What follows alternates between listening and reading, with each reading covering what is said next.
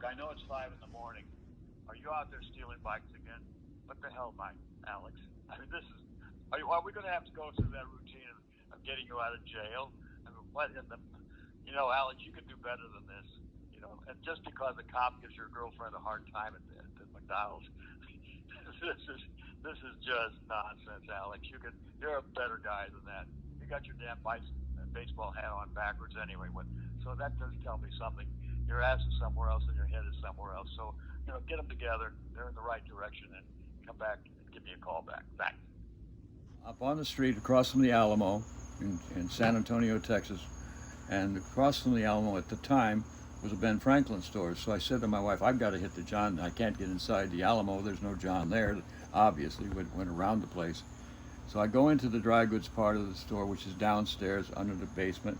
And in terms of where the John was in the Ben Franklin's, all the way back toward the street, underneath the street is where the John is, next to where they load stuff into the store. So I go to the John, and here's a broken wooden painted forest green door, broken and hanging. So I step inside the John, and I walk into it, and I look, and there's a sink and like 10 urinals, one after the other on the right side of the John as I'm looking, and then there's a sit-down John, and there's a guy on the John looking like he's right out of the Black Lagoon with sparks of hair on his head and missing teeth, grinning from that spot. And I have to really go bad.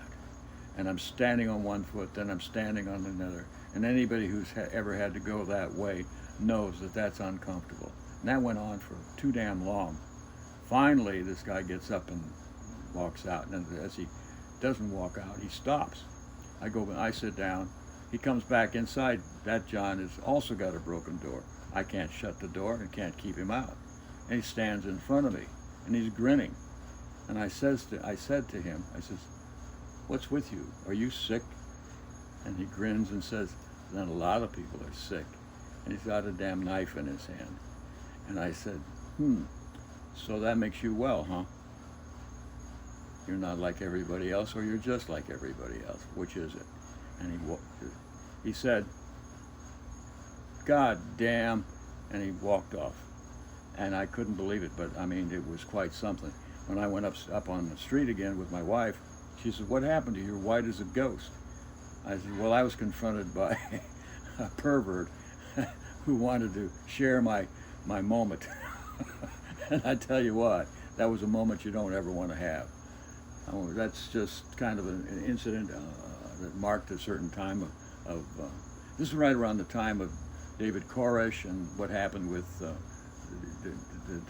Davidians and all of that stuff. This is an event in my life that is hard. I've told this story to a few people along the way, like the lawnmower story. These kind of events in my life kind of mark a point, mark a time.